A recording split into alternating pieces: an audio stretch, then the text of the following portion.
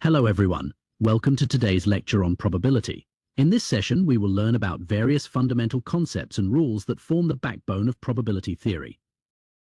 Let's begin with our outline topics.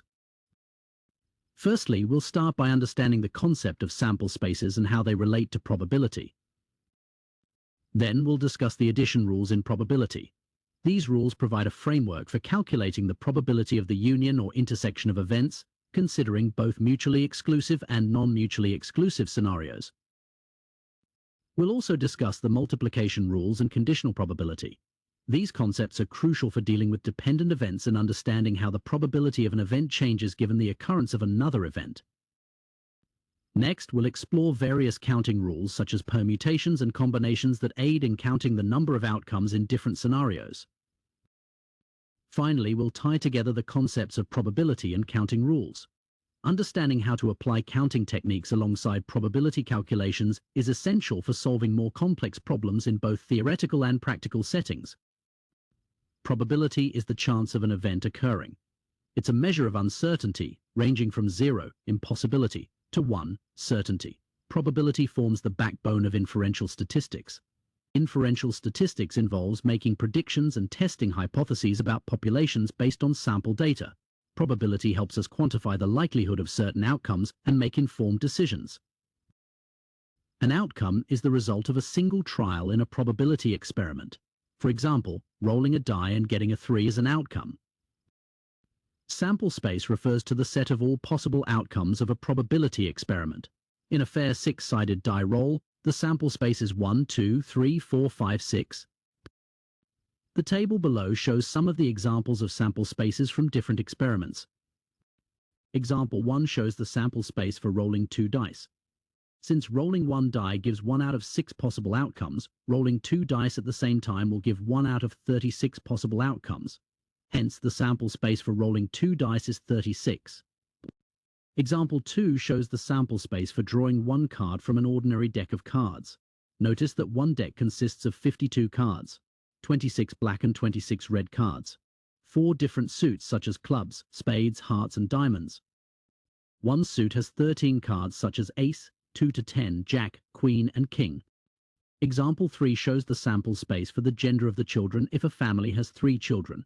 A binary tree is used to form the combination of genders of a first, second and third child.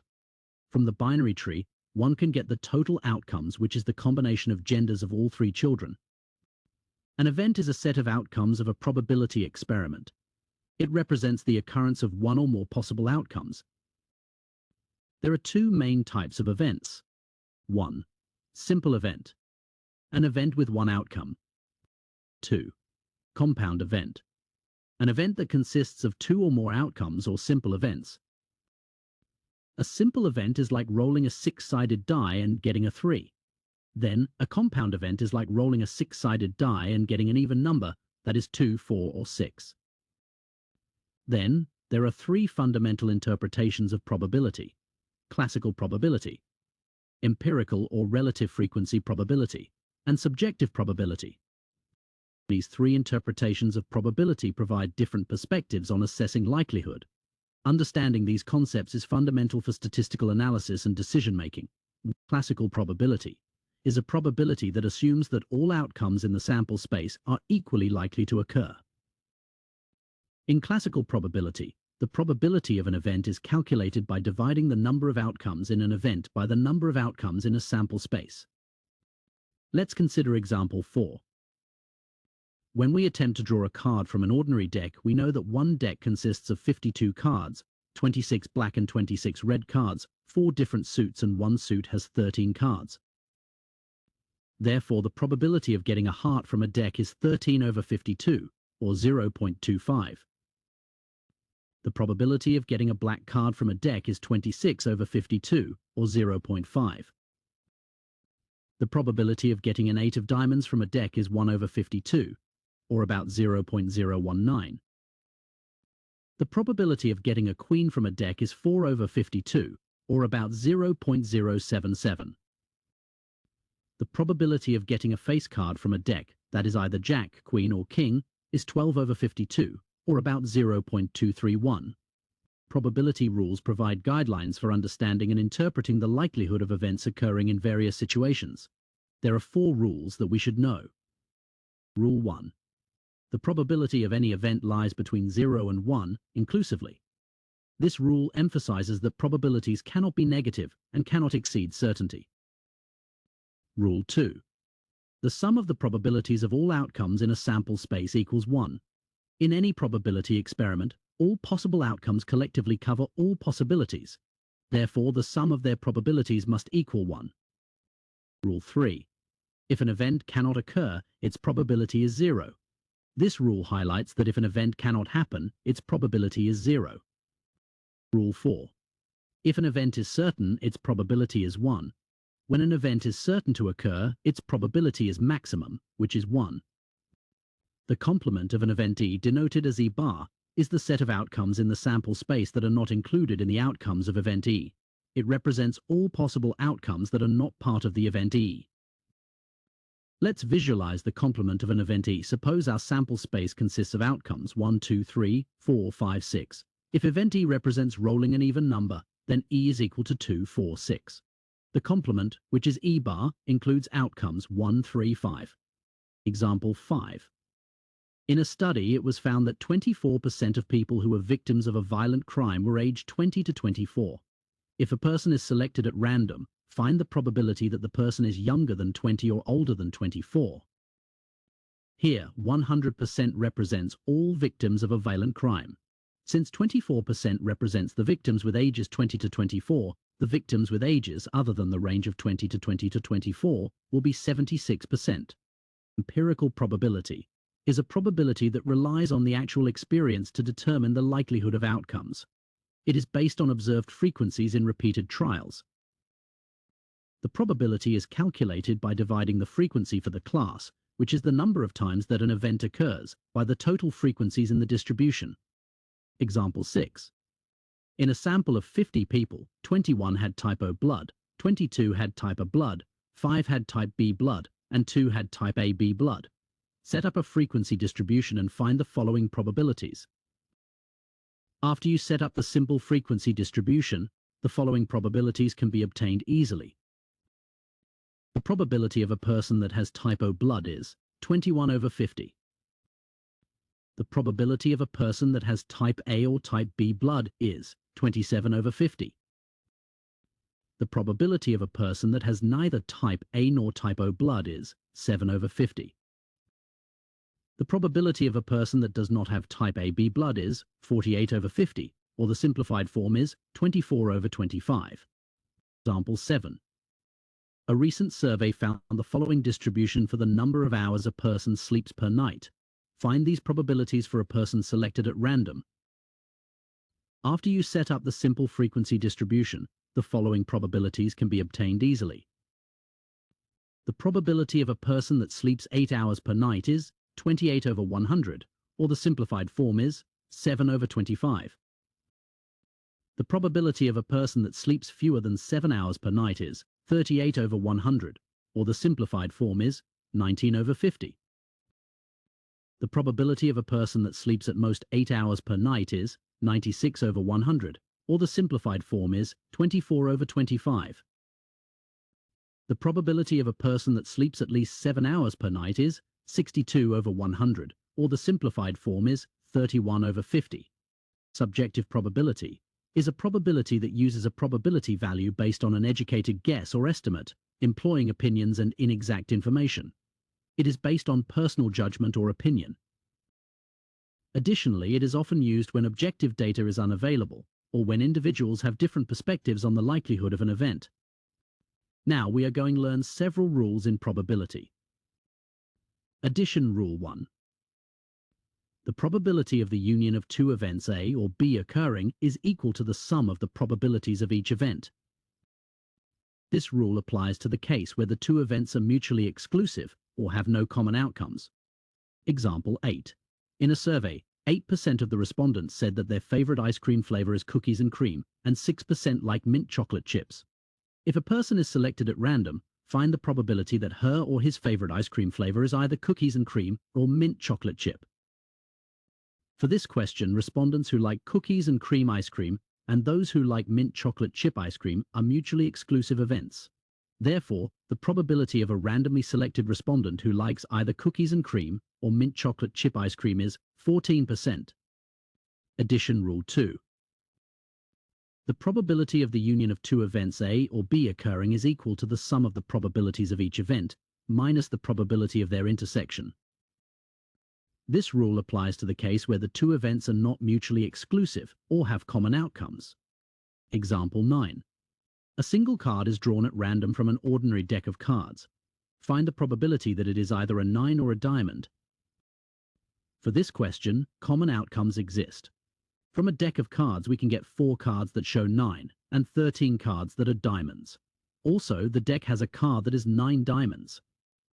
Therefore, to calculate the probability of the card drawn being either 9 or a diamond, 9 diamonds need to be excluded because it is the common outcome. Hence, the probability that it is either a 9 or a diamond is 16/52. In exams, answers are commonly written in the form of decimals with 3 decimal points. For this question, the answer we take is 0.308. Multiplication Rule 1. The probability of the intersection of two events A and B occurring is equal to the product of the probabilities of each event. This rule applies for the case where the two events are independent. The occurrence of A does not affect the probability of B occurring. For example, rolling a die and getting a 6, and then rolling a second die and getting a 3. Drawing a card from a deck and getting a queen, replacing it, and drawing a second card and getting a queen. Example 10. An urn contains 2 red balls, 5 blue balls, and 3 white balls. A ball is selected, and its color is noted. Then it is replaced. A second ball is selected, and its color is noted. Find the probability of each of these events. For this question, the selection of balls is an independent event because the ball is returned to the urn after each selection. Therefore, the probability of selecting 3 blue balls is 0.125. The probability of selecting 1 white ball and then a red ball is 0.06. The probability of selecting 2 blue balls and then 1 white ball is 0.075. Multiplication Rule 2. The probability of the intersection of two events A and B occurring is equal to the probability of event A multiplied by the conditional probability of event B given event A. This rule applies for the case where the two events are dependent events. The outcome or occurrence of the first event affects the outcome or occurrence of the second event. For example, ente, drawing a card from a deck, not replacing it, and then drawing a second card. Selecting a ball from an urn, not replacing it, and then selecting a second ball. Having high grades and getting a scholarship. Parking in a no parking zone and getting a fine. Example 11. 3 cards are drawn from an ordinary deck and not replaced. Find the probability of the following. For this question, whenever the card is drawn from the deck, we will not return the card to the deck. As a result, the number of cards in the deck decreases by 1 for each draw. The probability of getting 3 jacks is 0.0002. The probability of getting an ace, a king, and a queen in order is 0.0005. The probability of getting a club, a spade, and a heart in order is 0.017. The probability of getting 3 clubs is 0.013. Conditional probability. The probability of event B occurring given event A has occurred is equal to the probability of the intersection of events A and B divided by the probability of event A. This concept is for cases where the event B occurs after event A has already occurred. Example 12.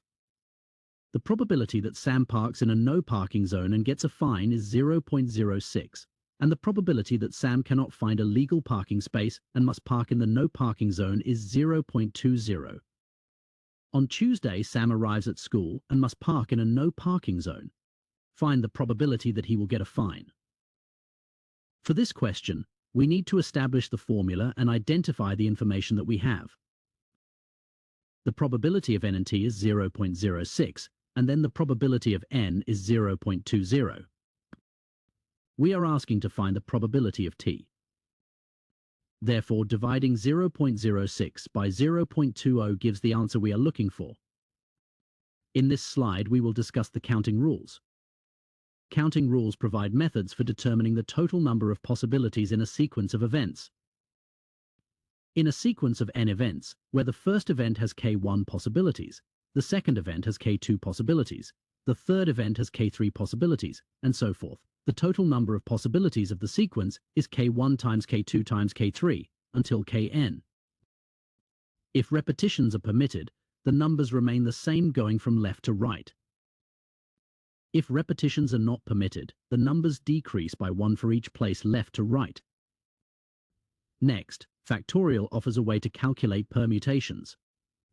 Factorial represents the product of all positive integers from 1 to n. Mathematically, n factorial is equal to n times n minus 1 times n minus 2 times until 1. Additionally, by definition, 0 factorial is equal to 1. Example 13. A coin is tossed and a die is rolled. Find the number of outcomes for the sequence of events. For this question, we can easily calculate the number of outcomes, which is simply 2 times 6, because the sample space of a coin is 2 while the sample space of a die is 6. Next is permutation. A permutation is an arrangement of n objects in a specific order.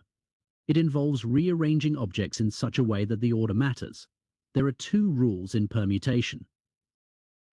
Permutation Rule 1 involves arranging n objects in a specific order using r objects at a time. The formula is given by NPR. Permutation Rule 2 deals with the number of permutations of n objects when r1 objects are identical, r2 objects are identical, and so on. The formula for Permutation Rule 2 is n factorial over r1 factorial r2 factorial until rp factorial. Example 14. A radio talk show host can select 3 of 6 special guests for her program. The order of appearance of the guests is important. How many ways can this be done? This question follows the Permutation Rule 1. The answer can be obtained by calculating 6p3 and 1 can get 120. Example 15. How many permutations of the letters can be made from the word statistics? This question follows the Permutation Rule 2, because there are several repeated letters such as S, T, and I. Therefore, the answer can be obtained by calculating 10 factorial over 3 factorial, and 2 factorial. The final answer is 50,400. Next is combination. Combination is a selection of distinct objects without regard to order. It involves choosing a subset of objects from a larger set without considering the arrangement. Combination has only one rule which calculates the number of combinations of R objects selected from n objects. The formula for the combination rule is NCR. Example 16.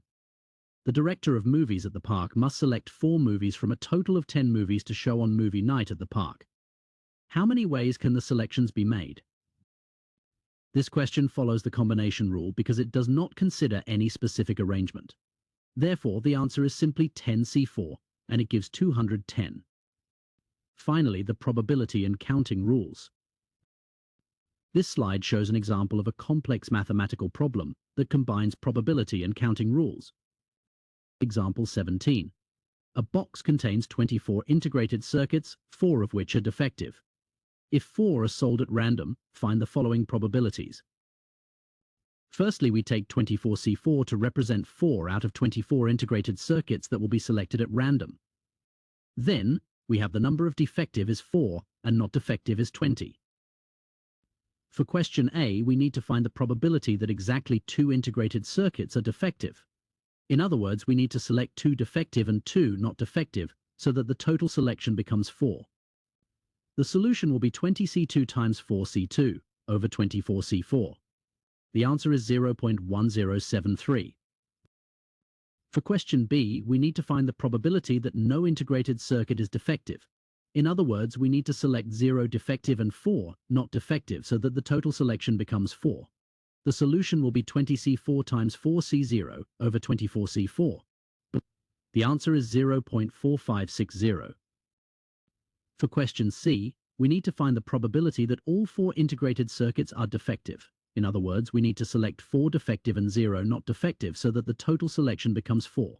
The solution will be 20C0 times 4C4 over 24C4. The answer is 0.00009411. For question D, we need to find the probability that at least one integrated circuit is defective. This question is a bit tricky, and we need to apply the concept of complement events to solve it. The probability of at least one defective is equal to 1 minus the probability of none being defective. Therefore, the solution will be 1 minus 0.4560, which is the answer from the previous question B. The final answer is 0.544. That is the end of my lecture. I welcome any questions or points for discussion regarding today's lecture. Thank you for your attention.